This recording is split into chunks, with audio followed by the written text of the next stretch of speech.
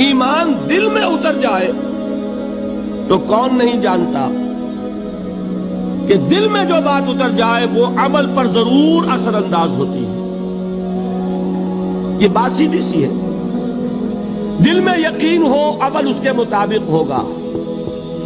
2 اور 2 4 کی طرح مثالیں دے دوں آپ کو. آپ کو یقین ہے آگ جلاتی ہے، آپ ہاتھ ڈالتے ہیں اس میں، کیوں؟ یقین ہے کہ جلاتی ہے، لہذا کوئی شخص ہاتھ نہیں ڈالے گا. غلطی سے پڑ جائے تو پڑ جائے، جان بوجھ کے کون ڈالے گا؟ اچھا، میں بلکہ یہاں تک کہا کرتا ہوں کہ یقین تو بڑی دور کی شے ہے. گمان بھی ہو، گمان، اس کا نتیجہ بھی عمل میں نکل آتا ہے. کون شخص نہیں جانتا کہ سارے سانپ زہریلے نہیں ہوتے؟ معلوم ہے نا. لیکن جو سانپ ہے پتہ نہیں کم بخت یہ زہریلا ہو، ہے کہ نہیں؟ یقین نہیں ہے کہ یہ زہریلا ہے. ہو سکتا ہے کہ زہریلا ہو، صرف زن ہے نا، آپ قریب پھٹکتے ہیں اس کے. معلوم ہوا کہ یقین تو بڑی شے ہے. وہ تو میں نے اقبال کے آپ کو شعر سنایا بارہا.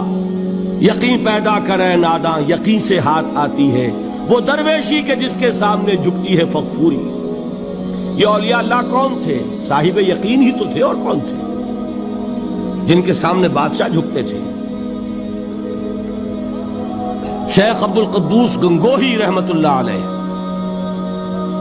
کس زمانے میں تھے؟ یہ ابراہیم لودھی اور اکبر کا زمانہ، بابر کا زمانہ، جب جنگ ہوئی ان کے مابین.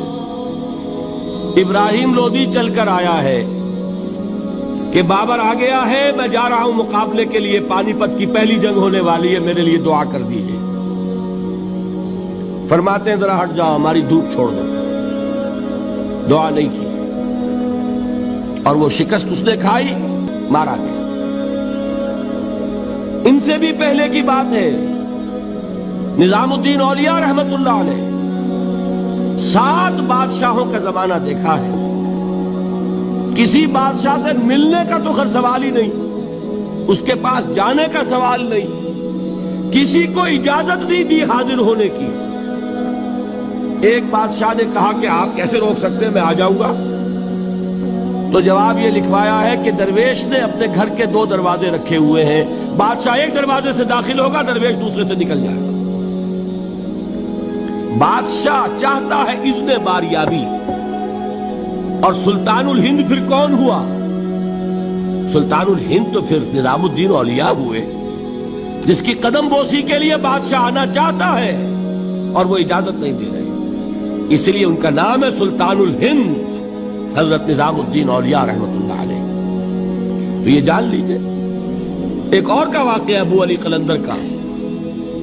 نواب ٹونک نے جاگیر کے لیے ایک وثیقہ بھیج دیا، ہم نے آپ کی خانقاہ کے لیے اتنے گاؤں کی جاگیر لکھ دی.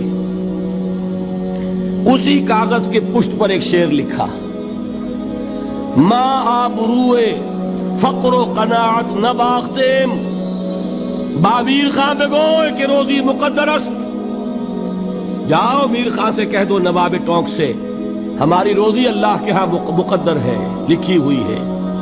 ہم تمہارے ہاتھ اپنے فقر اور درویشی کی عزت بیچنا نہیں چاہتے، لے جاؤ اپنا وثیقہ. کون تھے یہ؟ صاحب یقین. یقین پیدا کرے ناداں، یقین سے ہاتھ آتی ہے وہ درویشی کہ جس کے سامنے جھکتی ہے فغفوری. شہنشاہ ہند اذن باریابی چاہے اجازت نہ ملے، وہ یقین کی بات ہے. آپ سوچئے یقین پیدا ہو جائے تو کیا ہوگا. اس کی ایک شکل تو میں کل آپ کو دکھا چکا. توکل ہوگا، راضی برضا ہوں گے، خوف نہیں ہوگا، حزن نہیں ہوگا. ڈر کاہے کا؟ میرا محافظ میرا رب. اچھا، اس نے ہی کوئی چیز میرے لیے لکھ دی ہے تو کون محافظ ہو سکتا ہے؟ اور اللہ سے بچانے والا کوئی ہے؟ اور ہم اللہ کی طرف سے مقرر کردہ کسی چیز سے بھاگیں گے کیا؟ وہ تو ہمارا محبوب ہے، محبوب کی رضا اسی میں ہے. حاضر ہے ہم. نہ شبد نصیب دشمن کے شبد ہلا کے تیغت، سری دوستاں سلامت کے تو خنجر.